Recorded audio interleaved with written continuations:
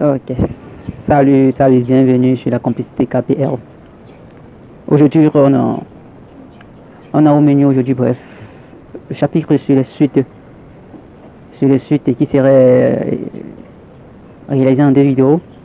Un sur les suites numériques, sur les suites arithmétiques et l'autre sur les suites géométriques. On commence aujourd'hui par les suites arithmétiques. Un petit 1. Sur les suites arithmétiques, on a la définition.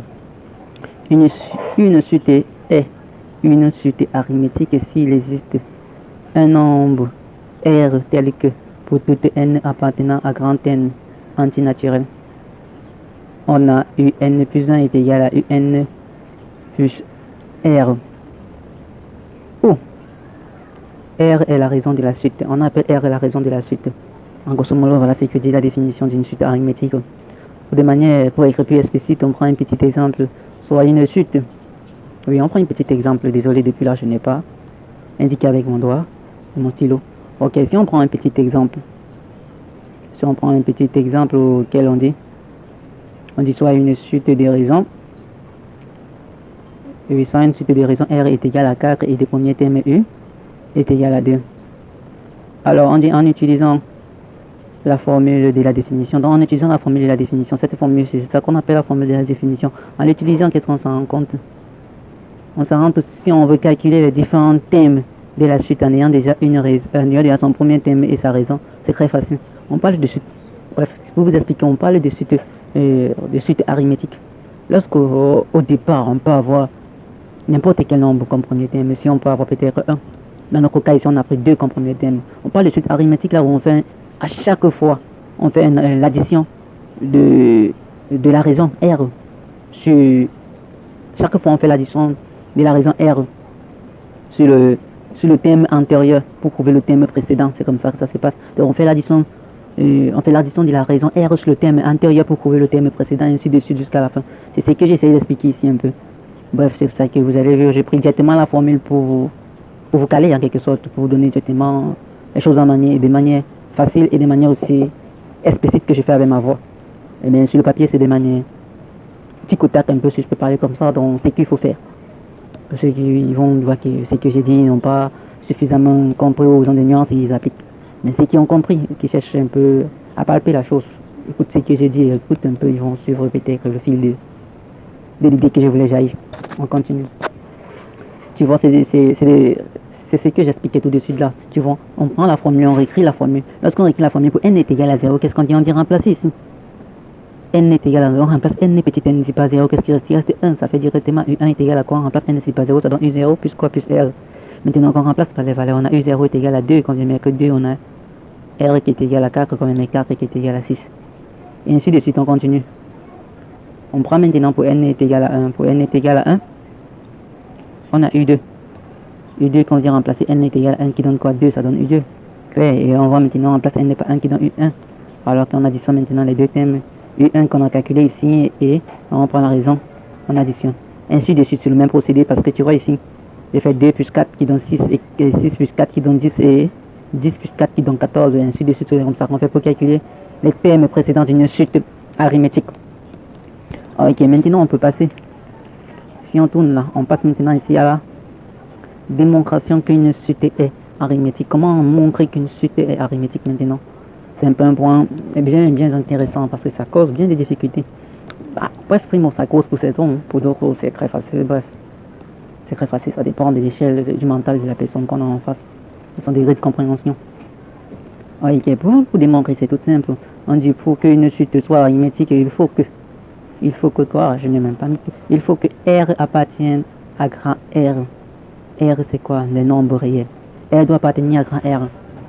R ne doit pas avoir une variable comme X ou comme Y, non comme N encore, parce que la variable ici c'est N qu'on utilise. Donc R ne doit pas comporter de N. R doit être un réel petit R pour préciser. Ok, c'est pour ça qu'on donne un exemple très basique, on dit soit la suite, on dit ici soit la suite U. UN est égal à 2 plus 5N. Et on sait que quoi? Que UN est égal à quoi? UN est plus 1, donc d'après la définition, parce qu'on ne peut pas se répéter chaque temps, donc vous-même avec votre mental et votre compréhension, vous allez voir que ça découle de tel et ça découle de tel. Et pour ceux qui ne savaient pas, pour ceux qui n'ont pas encore eu le cours, c'est pour ça que je le révise, mais pour ceux qui ont eu le cours, qui ont une notion élémentaire de la chose, ça serait peut-être trop redondant. Ok, on continue là. On écrit la formule. Lorsqu'on écrit la formule, qu'est-ce qu'on veut? On veut R. Parce qu'il faut qu'on trouve R pour regarder si R est un réel et on conclut que c'est une suite arithmétique entière. Voilà, maintenant ça, on dit R ici d'après cette formule qu'on vient maintenant appliquer avec les données qu'on a. UN plus 1, ça veut dire qu'on vient ici.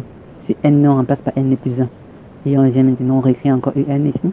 Qu'on soustrait d'où on couvre R est égal à 5 et 5 appartient à R dont 5 c'est un réel, dont UN est une suite arithmétique. Maintenant on passe à un exemple, un second exemple. Ici un peu différent de l'autre, bien différent parce qu'ici on a soit une suite U, N qui est égal à N au carré plus 2, qui est égal à quoi? N au carré plus 2. Lorsqu'on applique la même formule qu'on a dû tirer ici, c'est ça que j'ai recopié là. C'est pour ça que j'ai dit d'après 1 c'est l'indice de l'exemple ici. Ok, qui donne ceci, qu'on a la formule là. On recopie cette formule et directement on remplace N par sa valeur, on remplace N qui est égal à N plus 1. Et on fait plus 2, on fait moins U de N qui est tout ceci, et U de N plus 1 qui est tout ceci. Ok, maintenant on développe ce terme là. Désolé, je sais déjà que quand on voit le suite, on s'est déjà développé, on sait déjà, il y a des grands remarquables en tête. Bref, je me suis forcé à beaucoup faire des détails, à éviter de sauter des places, mais ici, sur le coup, j'ai sauté sans m'en rendre compte. Mais c'est quand même, il y a que vous êtes des bosseurs. Pour faire des recherches ainsi, il faut quand même avoir une volonté de travailler. On continue. Avec ça que j'ai développé, c'est une inégalité remarquable. Et le thème d'à côté, ça c'est soustrait. Or, on voit que R possède N, donc R n'est pas égal à R réel. R c'est une fonction de N. Comme R c'est une fonction de N, on détient alors que R n'appartient pas au réel. Et qu'est-ce qu'on conclut? On conclut que donc UN n'est pas une suite arithmétique. Ok, on peut continuer. Et on continue maintenant. Ok, on continue sur en croix, en petite croix, propriété. Pour toute R, entre parenthèses, raison de la suite, et petit n appartenant à grand N, ensemble des entiers naturels. On a quoi? UN est égal à U0 plus NR. Ça, c'est une propriété. Maintenant, qu'est-ce qu'on fait? On fait la démonstration de la propriété, parce que beaucoup d'élèves se posent des questions. D'où vient la propriété pour ceux qui ont un peu la jugeote très longue là? Ceux qui veulent beaucoup réfléchir, qui n'aiment pas faire, qui n'aiment pas le faire, c'est qu'on te dit applique seulement. C'est pour ça que j'ai fait toutes ces précisions, pour mieux vous éclairer. On dit d'après la définition donnée depuis au départ, c'est pour ça qu'on a donné au départ, parce que c'est elle qu'on manipule dans la totalité du cours, dans la totalité de la partie du cours sur les suites, surtout beaucoup plus petit, le grand A, la suite arithmétique. C'est elle qu'on manipule constamment, c'est elle qu'on mélange, on tourne, on fait beaucoup de trucs avec. Voilà ça qu'on passe à la démonstration. Voilà, la démonstration dit d'après la définition disait ça que U de N plus 1 est égal à U de N plus R. Propre. On veut maintenant démontrer ceci. On prend maintenant pour N est égal à 1. Pour N est égal à 0, on a UN qui est égal à quoi? On remplace ici par 0, on regarde, on a U1. Et on vient remplacer ici par 0, on a U0 plus R. Propre. On passe maintenant ici. À N est égal à 1, on a quoi? On a U2 qui est égal à quoi? À U1, on a toujours remplacé. U1 plus R. U1 plus R. Ou U1 est égal à quoi? U1 est égal à tout ceci. Ceci la comporte qu'on vient de mettre ici. On fait plus R2. U2 est égal à U0 plus 2R. On passe encore ainsi de suite à U. Pour N est égal à 2, on a U croix qui est égal à U2 plus R. On vient porter U2, on le dépose là. Et on fait plus R qui fait U0 plus croix R. Par récurrence, parce qu'on fait ainsi de suite, on fait par récurrence, on ne peut dire pas déduction. On voit que UN doit revenir à ceci. J'espère que vous l'avez compris, c'est comme ça qu'on fait une démonstration. Et qu'on ne parle pas d'édition ou par récurrence, ça veut dire que si j'ai fait comme ça pour 1, ça donne ça, pour 2, ça donne ça, pour 3, ça donne ça, pour 4, ça donne ça, pour 5, ça donne ça. Alors pour MTM, ça donnerait la même chose. C'est ça qu'on appelle par récurrence ou par déduction. Parce que tu peux déduire quand tu as fait pour les 10 premiers éléments, ça donne la même chose. Ça veut dire que pour les énièmes éléments, on aurait la même expression. C'est pour ça qu'on écrit juste comme ça. Ok, on passe là. Méthode pour déterminer la raison et le premier terme d'une suite arithmétique. Maintenant, c'est la méthode pour déterminer la raison et le premier terme d'une suite arithmétique. Déterminer la raison et le premier terme d'une suite arithmétique. Cas simple. On dit soit les termes, soit les termes, je dis soit les termes, on retire le dessin, soit les termes d'une suite UN avec n appartenant au grand N. On a U1 est égal à 2 et U5 est égal. Et U1 est égal à 2 et U2 est égal à 5. Désolé, c'est un cas très simple, donc pour le déduire, pour le prouver, c'est pour prouver la raison primo, pour d'abord prouver la raison. Pour prouver la raison, comme je disais, on se souvient de la formule. Oui, la formule qu'on a démontrée tout à l'heure, qui dit que UN est égal à U0 plus N de R. Donc si on écrit U1, ça va être U0 plus 1R. Et U2 est égal à U0 plus 2R. C'est propre. Bon, maintenant, on fait la différence des thèmes. Le plus grand thème moins le plus petit thème. Lorsqu'on fait la différence, ça va impliquer quoi? On prend U2, on fait moins U1. Voici U2 qui est toute l'expression, si j'ai fait aussi, qui est égal encore quoi? U2 moins U1. Vous avez vu cette égalité, non? C'est cette égalité qu'on fait. Après cette égalité, lorsqu'on développe, on s'en rend compte que quoi? Que U0 moins U0 c'est simplifié. U2R moins R est égal à R. C'est pour ça qu'on passe une fois. Où R est égal à U2 moins U1 est égal à U2 moins U1. Ok, je suis passé par cette méthode pour vous montrer la méthode auquel vous allez résoudre l'exercice qui va suivre. Parce que je pouvais directement faire le thème précédent moins le thème précédent moins le thème antérieur. Ça donnait directement cela.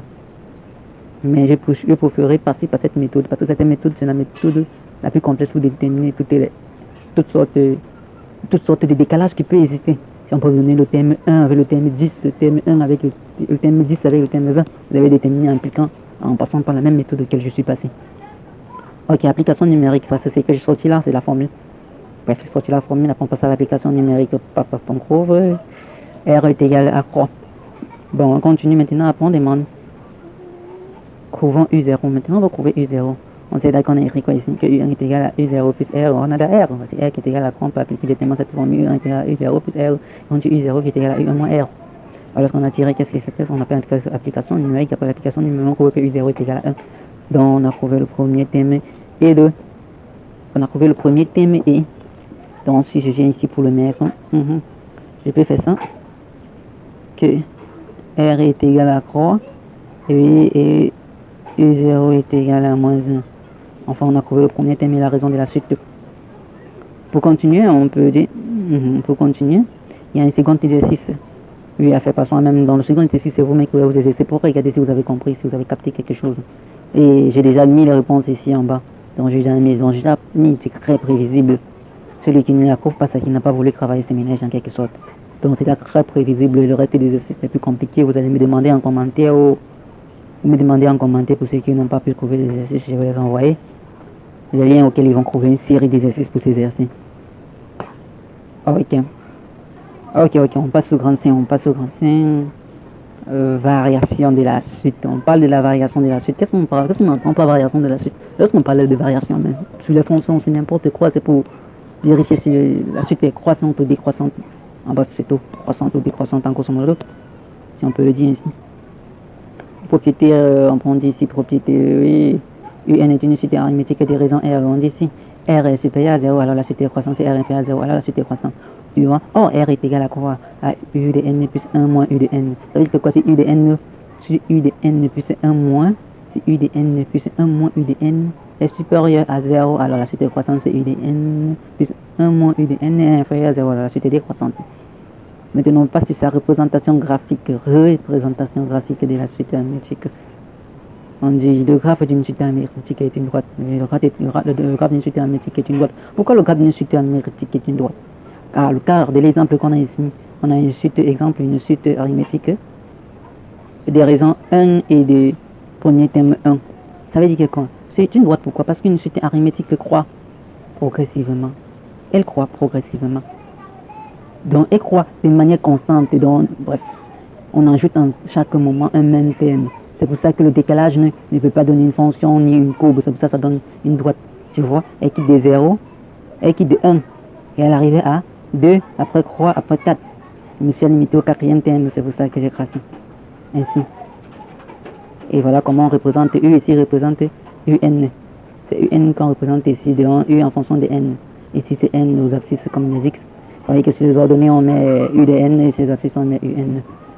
Et c'est terminé pour cette vidéo sur les c'était arithmétique et on se prend pour la prochaine vidéo sur le site géométrique. Donc,